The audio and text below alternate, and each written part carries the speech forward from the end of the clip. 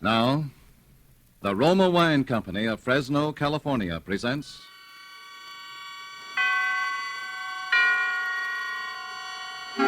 Suspense. Tonight, Roma Wines bring you the suspenseful play called The Taming of the Beast, starring Nancy Kelly and Helmut Dantine. Suspense is presented for your enjoyment by Roma Wines. That's R-O-M-A, Roma Wines. Those excellent California wines that can add so much pleasantness to the way you live, to your happiness in entertaining guests, to your enjoyment of everyday meals. Yes, right now a glassful would be very pleasant, as Roma Wines bring you a remarkable tale of suspense. And with the drama called The Taming of the Beast, and with the performances of Miss Nancy Kelly as Nora Van Nostrand and Mr. Helmut Dantine as Dr. Ferrari, Roma Wines hope indeed to keep you in suspense.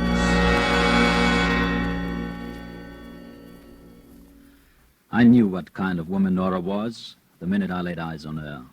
She was very beautiful, equally neurotic and utterly heartless. She was the kind of a woman who wants everything, gives nothing, and still thinks she's a passionate bargain for any man. Completely unconscious of the fact that her only real motivation in life is to humiliate, dominate, and finally destroy any man she can get her hands on. But that didn't matter either. You see, she had $3 million. And I'd already made up my mind, if my plans worked out, that I was going to kill her.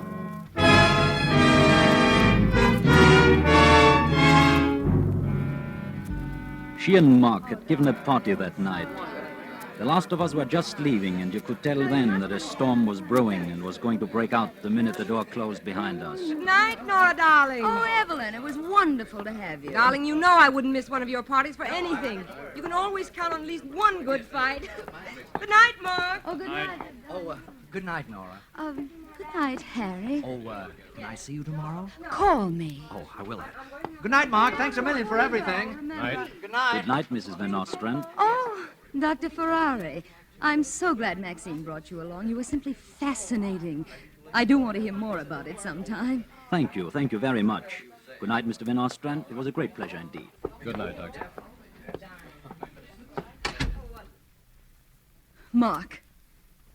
Mark, must you insult everyone that I ever bring into this house? Me? I didn't insult anyone. Well, maybe you didn't slap anyone across the face with your gloves, but you might just as well have. Well, maybe I might at that. And what does that mean? Nora, for your information, and I mean this very sincerely, it's apt to stir up some pretty primitive adrenal reactions when a man sees some handsome heel trying to make a date with his wife right under his very nose. Mark, how utterly childish.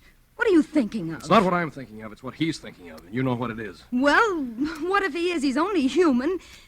And if you're insinuating I'm that not insinuating anything. If I thought that... What do you expect me to do while you're downtown all day? Sit around home playing housewife? You know I'm not that kind of a person. You promised me when we were married. I know, Nora, I know. I'm sorry. It's just that I'm a little jealous. Can't you see that? Because I love you. Okay? No, Mark. I think we ought to have a very thorough talk about the whole thing. All right, darling, but not tonight. I'm tired. Not tonight. I'm tired. That's what you always say every time I want to discuss anything with you. It's all right when you want to sit up all night and talk, but when it's a question of my problems and my friends... What do you mean, your friends? I've never heard you say a decent word about any one of them in your life, unless you wanted to pick a quarrel with me. Mark, don't you shout at me. All right, but... I'm certainly not the one who's trying to pick a quarrel. I'm simply trying to get you to adopt a reasonable attitude. Well, you're not trying to be reasonable. You're just trying to make me out a heel because I don't like that bunch of sponging, neurotic... Who pays for the parties we give? Who bought and paid for this house that you're living Nora. in? I did. And I don't notice you leaning over backwards. I'm your husband, Then stop torturing me. Stop preaching. Stop telling me what I ought to do and try to be decent yourself once in a while. Not Oh, preaching. shut up! I won't stand for this, Won't Nora. you? Well, then maybe you won't stand for this either. Nora. For this. Nora, I warn you, stop throwing those glasses around. What will you do? What will you do? What will you Nora, do? you're out of your mind. You're sick or crazy. All right, I'm crazy. See, I'm crazy.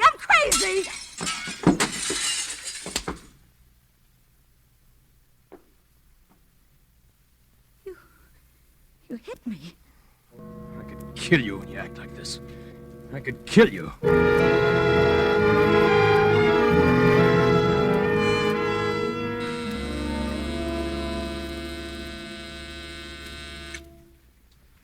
Yes, what is it? Dr. Ferrari, Mr. Mark Van Nostrand would like to see you. Van Ostrand. So soon? Have him come in. Hello, Dr. Ferrari. Come in, Mr. Van Ostrand. Sit down. Thanks. Say, I'm afraid I didn't make a very good first impression as a host last night. Oh, that's all right. A man in my profession never goes on first impressions anyway. No, I suppose not. But if there was anything that... Well, I guess without realizing it, I was a little disturbed even then. About your wife. How did you know? Oh, it's rather obvious. You're a sane, sober, well-adjusted sort of man, while Mrs. Van Nostrand is inclined to be more volatile. You mean neurotic, don't you? If you prefer, and if you know what the word means. I think I do. Very well, then. Yes, Mrs. Van Nostrand is very definitely neurotic, but most of us are, more or less. Doctor, I'm not trying to blame her. I know there are causes behind these things, and I love Nora. I don't know how I could go on living without her, and I mean that quite literally. Of course you do. At first, I was able to cope with it all right, but now I'm beginning to lose my grip. Like last night. We had a terrible quarrel after all of you'd left. We made it up, of course, but, well, this time it really shook me. It frightened me. Yes. I'd suggested a couple of times before that maybe she ought to go to a doctor, some nerve specialist or something, but it always made her so furious that Well, anyway, after hearing some of your conversation last night, some of the results you'd had, well, I thought, what could I lose? I'd try again. And so you did. Yes, and I was never so surprised in my life. She agreed. Well, of course, we often find that meeting people socially is very helpful in overcoming resistance. Yeah, that's what I thought I was. Doctor, you can help her, can't you? I don't know what I'd do if... If Mrs. Van Nostrand herself will cooperate, yes, I can. Swell. She's here with me, waiting outside. Shall I bring her in? Please do. Nora, Yes? come in, will you, darling? How do you do, Mrs. Van Nostrand? Hello, Dr. Ferrari. I suppose Mark has convinced you by this time that I'm mad as a hatter. Oh, no, darling. In our profession, Mrs. Van Nostrand, we don't go on hearsay evidence. Well, I guess there's no sense in my hanging around. No, I wouldn't wait if I were you. These preliminary interviews sometimes take quite a while. I'll see you this evening, Nora. Goodbye, darling. Bye. Well, Mrs. Van Nostrand? Well, what do we do now? I suppose I go into some sort of a trance and you pry all my little secrets out of me. Let us understand each other. Nobody's forcing you to come here, and you can go now if you like. And suppose I don't like? All right, then let's talk sense. You know this is all very silly, don't you? I don't know anything of the kind. Why did you come if you thought it was silly? To humor Mark. Oh, I see. You've never humored him before by going to a doctor, have you? All right. Do you want the nice, sensible reason, or do you want the real one? Let's try the real one. Well, then, I came here because I find you very attractive. I see. Now it's your turn. Do you want the professional answer? Oh, no. Let's not be professional yet. In that case, I think you're the most exciting woman I've ever met in my life.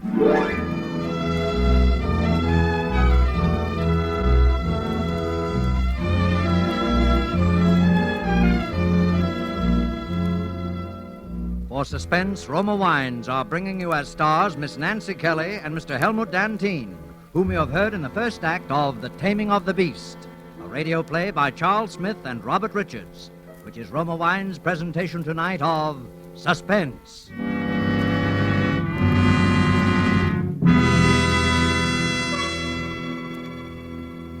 Between the acts of Suspense, this is Truman Bradley for Roma Wines. Next Sunday is Easter. And now, here is a timely word from Elsa Maxwell, gracious authority on hospitality. Easter is a joyous day, and I know many of you have carefully saved ration points to get something special for dinner.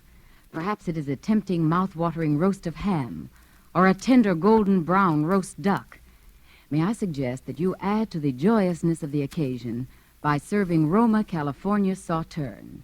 This glorious wine lends a welcome note of golden color to your table and adds to the enjoyment and pleasure of dining. An attractively set table, A steaming platter with the Easter ham or duck or roast, done to a golden brown turn, and then the crowning touch, a glistening glass full of Roma Sauterne set beside each dinner plate. Truly a tempting picture. And Roma Sauterne is the gracious note that makes your dinner truly enjoyable. You'll enjoy its fragrant delicateness and delightful bouquet.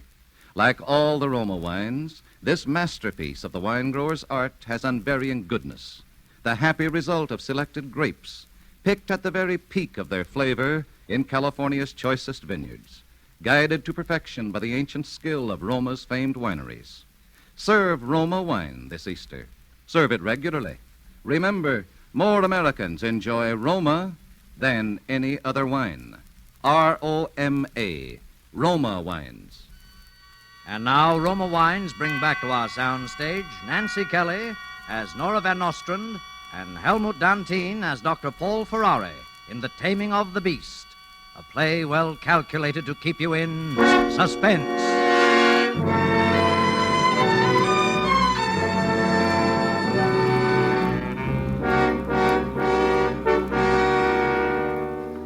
Of course, I'm no more a doctor than Shirley Temple or a psychologist either, but I've picked up enough of the lingo to get by.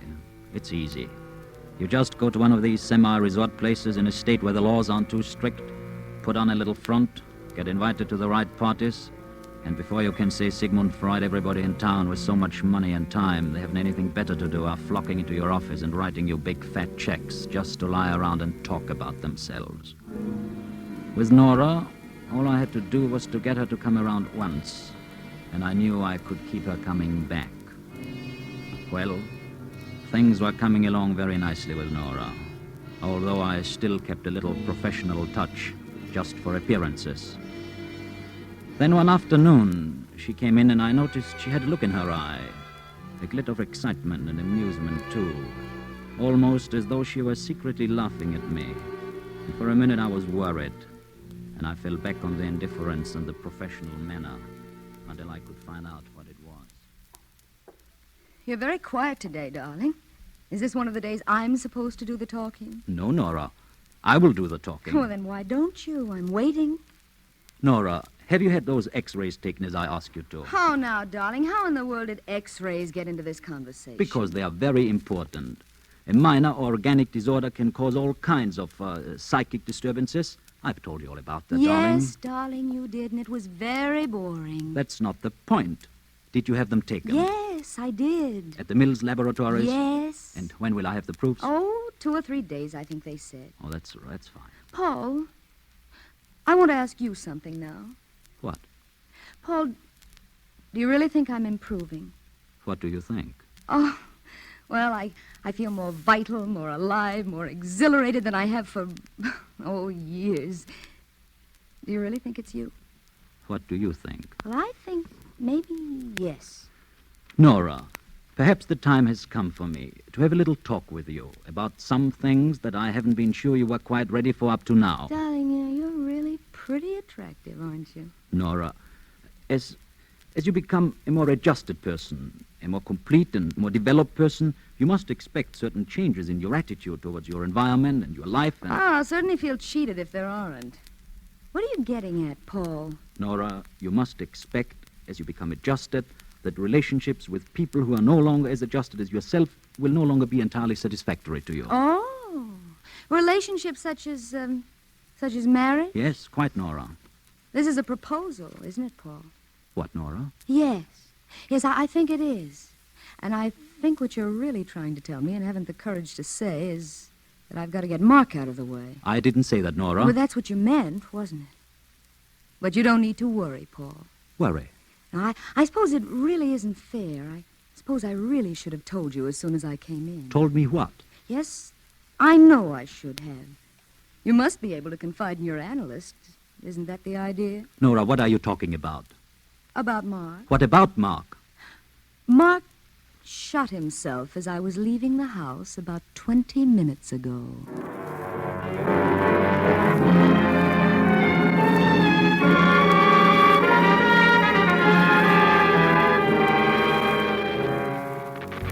This, of course, was a wonderful break.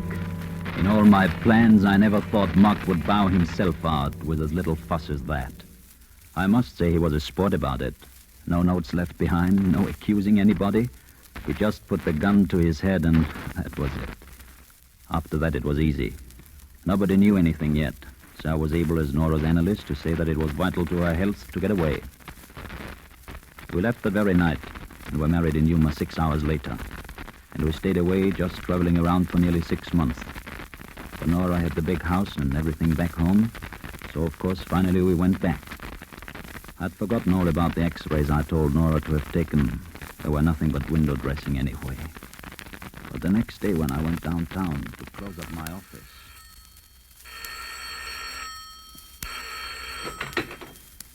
Dr. Ferrari speaking. Who? Oh, yes, Mills Laboratories, yes. Yes, of course. Oh, yes, x-rays for Mrs. Ferrari. Yes, well, what is it? Tell me. What? Oh, this is terrible. Are you sure? She's my wife, you see. I'm very sorry. Forgive me, yes. Listen, you must promise me one thing. Promise me that you won't tell this to another living soul. Absolutely to no one. You understand that? Thank you very much. You might as well send them around to my house.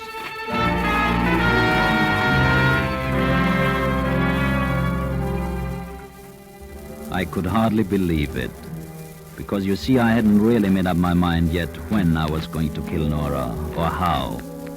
I only knew for a certainty that she would become unbearable eventually, and then I would have to do it. But now, there was my answer. The breaks were coming my way all right and fast. Of course, Nora became more and more difficult, just as I'd known she would, but I could stand anything now. That is, I thought I could. But one day I went into my study. I'd closed my office, but the big stud in the East Wing did come in handy every so often, and I always kept it locked. Only this time when I unlocked the door and went in, there was Nora. Oh? Hello? What are you doing in here, Nora? What do you mean? What am I doing in here? Just what I said. What are you doing in here?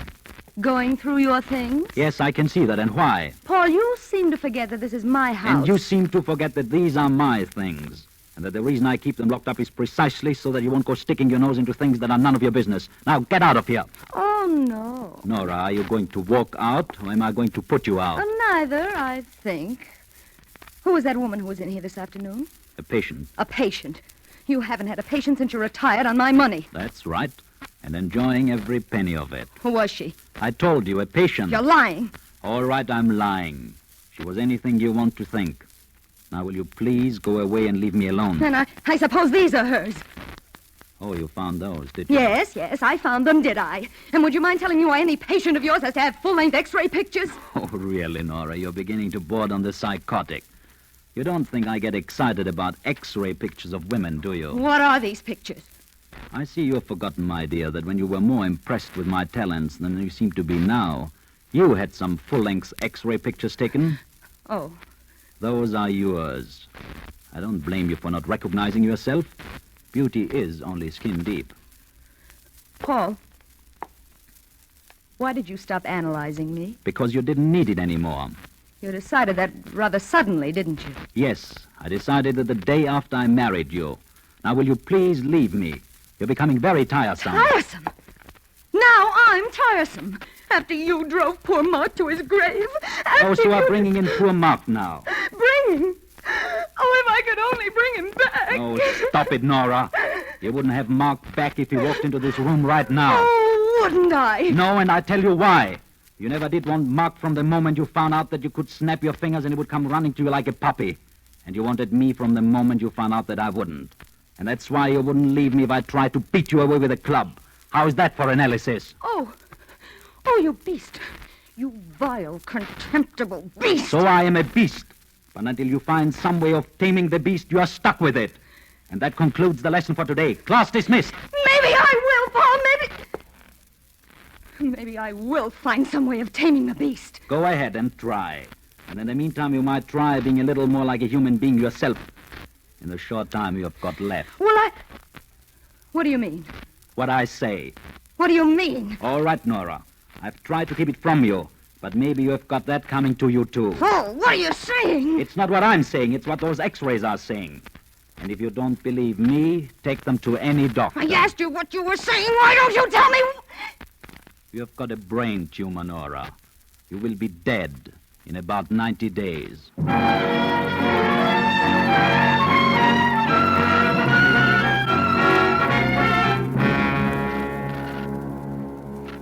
I suppose I shouldn't have told her, but I couldn't resist it.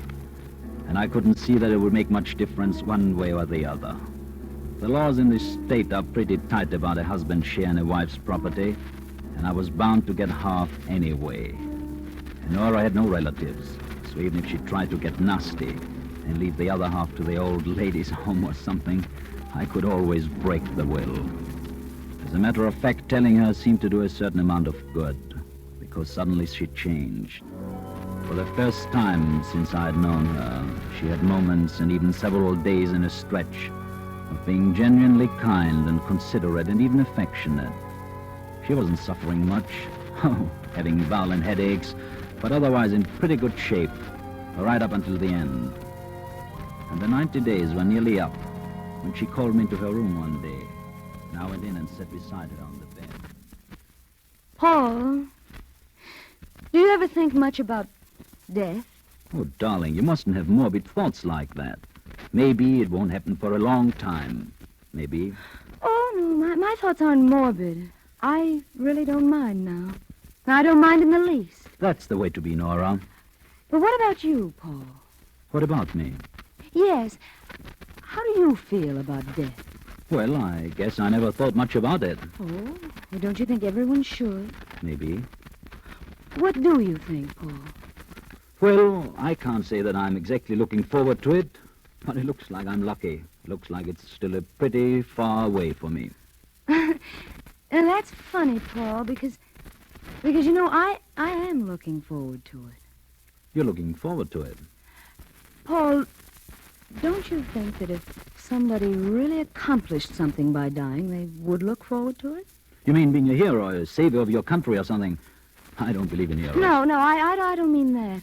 I mean, if someone did something for themselves, something they'd wanted to do more than anything else in all their lives, and the only way they could do it was by dying, well, then wouldn't they look forward to it? Well, maybe. Though I can't quite imagine the circumstances. No, I suppose you can't. But, Paul... Yes? If someone lost everything they'd always wanted by dying, that would be terrible, wouldn't it? Yes, I guess it would. Dying would be torture then, wouldn't it? It'd be the most terrible torture that any human being could ever experience, wouldn't it? What's this all about, Nora? I never knew you were a philosopher. Paul, did you ever see this before? Why, yes, that's Mark's gun, isn't it? The one he killed himself with. That's right, Paul. Mark's gun. What are you doing with it up here? Well, didn't it ever occur to you that I wouldn't go without taking you with me? No, Nora, you are, what are you talking about? Give me that gun. No, don't move, Paul. Nora. That hurts, doesn't it, Paul? You wouldn't get the money then, would you, Paul? You wouldn't get the money or anything, only death. That would be torture, wouldn't it, Paul? Nora, you out of your mind. That would be murder. They would hang... Now, you see, Paul, they wouldn't hang me, would they? They wouldn't have time, because I'll be dead in a few days. But I'll still be alive when you're dead. Nora! You see, Paul, I did find a way of taming the beast after all. Nora! Nora!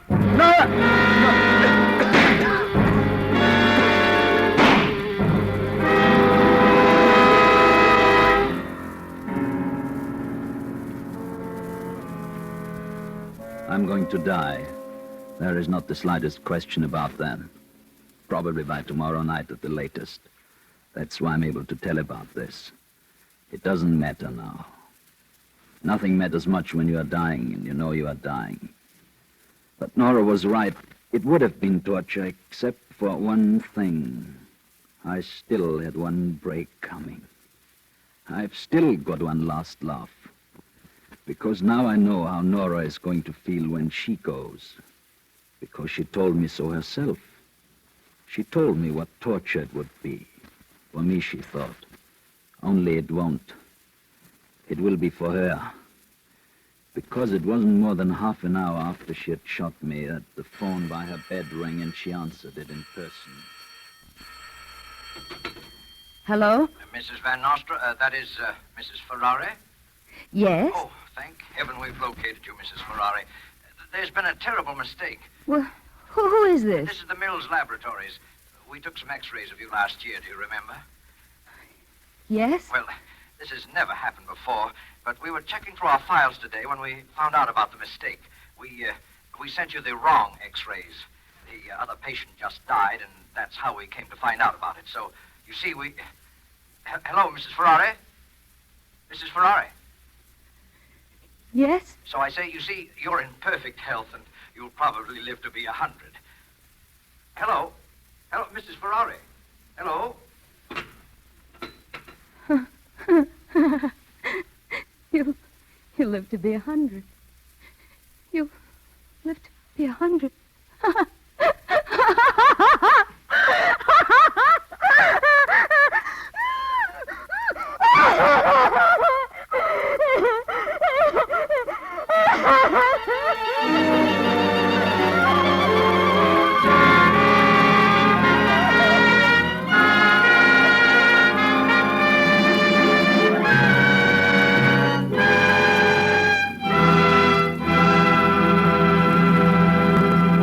And so closes The Taming of the Beast, in which Roma Wines have brought you Miss Nancy Kelly and Mr. Helmut Dantine as stars of tonight's study in Suspense.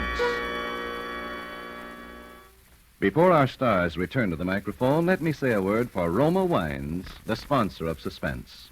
Elsa Maxwell is world famous for her hospitality and her understanding of niceties of entertaining. Recently, she said, When friends drop in during the afternoon or evening, I find there is nothing more delightful than a glass of Roma California sherry. I serve Roma sherry frequently before dinner, too, and everybody welcomes it. Ideal for all occasions, with a glorious golden amber color that looks so tempting, and with a light nut-like flavor that always tastes so good. distinguished Roma Wines, always delightful, always unvaryingly good, yet cost only pennies a glass. And the next time you use vermouth, sweet or dry, use Roma vermouth. Zestful, herb-flavored Roma vermouth is blended, mellowed, developed, and bottled in California with all the traditional winemaking skill of Roma wineries, yet surprisingly low-priced. Try Roma vermouth soon, won't you? This is Nancy Kelly. It's always a really great privilege and delight to appear on Suspense.